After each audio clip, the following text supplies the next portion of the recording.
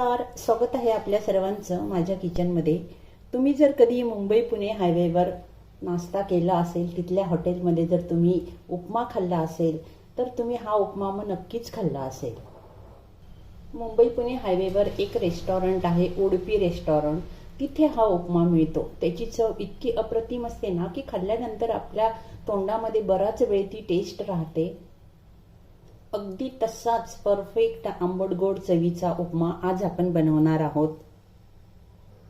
मला खात्री आहे तुम्ही या पद्धतीचा उपमा कदाचित कधीच नसेल बनवला। नक्की ट्राय करा आणि रेसिपी आवडल्यास व्हिडिओ लाईक शेअर करायला विसरू नका। रेसिपीला सुरुवात करूया। एका बाउलमध्ये अर्धी वाटी दही घ्यायचं, थोडीशी हिरवी मिरची, हे थोडंसं आलं कापलेलं, कापून घ्या किंवा किसून घ्या, थोडंसं गाजर असेल तर टाका, नाहीतर मग स्किप करा, आणि अगदी थोडीशी कोथिंबीर। हे सर्व साहित्य मिक्स करून घ्यायचं व्यवस्थित।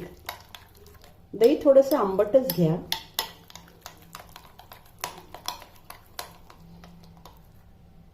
दह्याला थोडं फेटून घ्यायचं। दही फेटून घेतल्यानंतर यात टाकते मी अगदी थोडंसं पाणी, आणि पाणी टाकल्यानंतर पण याला थोडंसं आणखी फेटून घ्यायचं।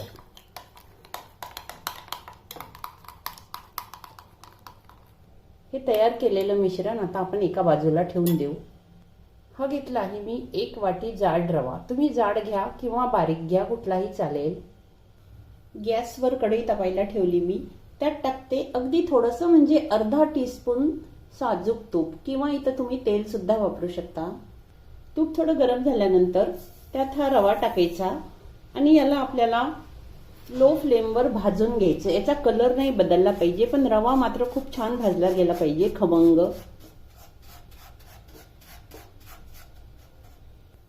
3-4 मिनिट मी रव्याला भाजून घेतलं। आता रवा हलका पण झाला आणि याची खूप छान अशी सुगंध पण येत आहे, म्हणजे रवा झाला समजायचा। हा रवा एका वेगळ्या डिशमध्ये काढून घ्यायचा। एका पातेलीमध्ये मी 3 वाट्या पाणी गरम करायला ठेवलं। ज्या वाटीने रवा घेतला होता त्याच वाटीने 3 वाटी याच कढईमध्ये टाकते मी थोडंसं तेल।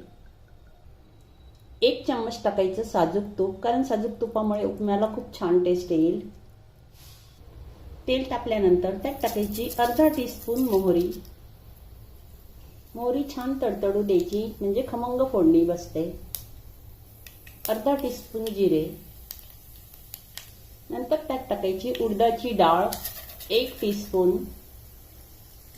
डाळ थोडी परतवून घ्यायची। डाळ टाकल्यानंतर त्यात टाकूया थोडेसे शेंगदाणे। शेंगदाणे सुद्धा थोडे परतवून घ्यायचे। शेंगदाणे थोडे परतवल्यानंतर यात टाकते मी थोडे काजू। काजू तुम्ही तुमच्या मनाने कमी जास्त करू शकता। त्यानंतर थोडा कढीपत्ता, 2 ते 3 हिरव्या मिरच्या। याच्या आधी आपण दह्यामध्ये सुद्धा हिरवी मिरची टाकली आहे, अगदी कमी टाकली होती मी तेव्हा हिरवी मिरची। मीडियम साईजचा बारीक चिरलेला कांदा। हे सर्व साहित्य आपल्याला छान खमंग परतवून घ्यायचं आहे।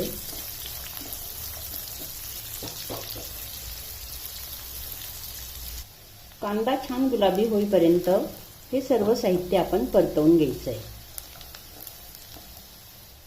कांदा चांगला आता गुलाबी झाला। याच्यामध्ये टाकूया रवा। रवा आपण ऑलरेडी भाजून घेतला आहे, त्याच्यामुळे याला जास्त भाजायची आता आपल्याला गरज नाहीये। थोडंसं आपण परतवून घेऊ पुन्हा।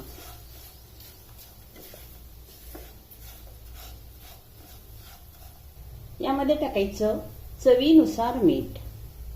मी अर्धा टीस्पून टाकला आहे, तुम्ही कमी जास्त टाका। यात टाकायची 1 टीस्पून साखर। साखरेमुळे खूप छान टेस्ट येईल।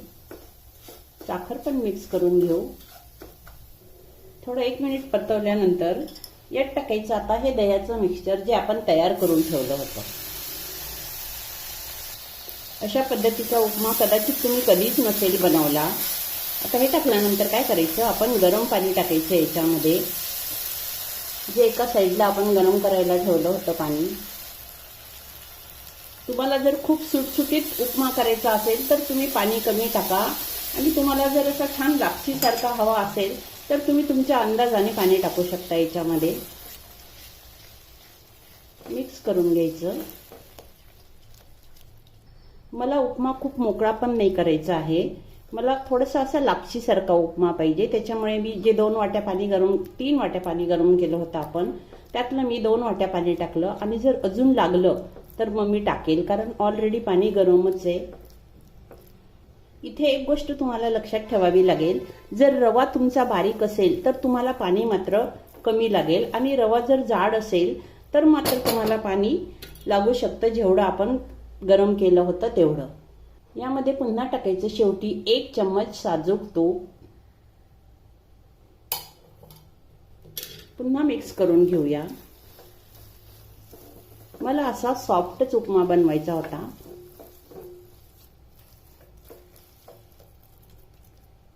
गॅसची फ्लेम एकदम लो करायची आणि थोड्या वेळेच्यावर झाकण ठेवायचं, वाफ भरू द्यायची याच्यामध्ये.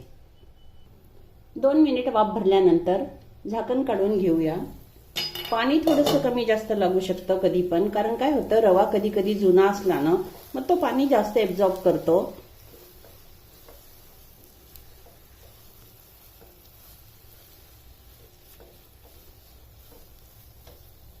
उपम्याला आता थोडंसं आपण असं सुटसुटीत करून घेऊया. खूप छान असा उपमा आपला तयार झाला. आणि आता सर्वात शेवटी याच्यामध्ये टाकायची कोथिंबीर. गरमागरम उपमा खाण्यासाठी तयार आहे. आपण पण याला बाउलमध्ये टाकून अशा पद्धतीने डेकोरेट करू शकता. अगदी सोपं आहे. बाउलला तेल लावायचं आणि उपमा टाकायचा, थोडासा प्रेस करायचा. तर आपण पण या पद्धतीने उपमा नक्की बनवून बघा. सर्वांना खूप आवडेल, अगदी मी 100% खात्री देते. पुन्हा भेटूया अशा छानशा रेसिपीसह. तोपर्यंत धन्यवाद.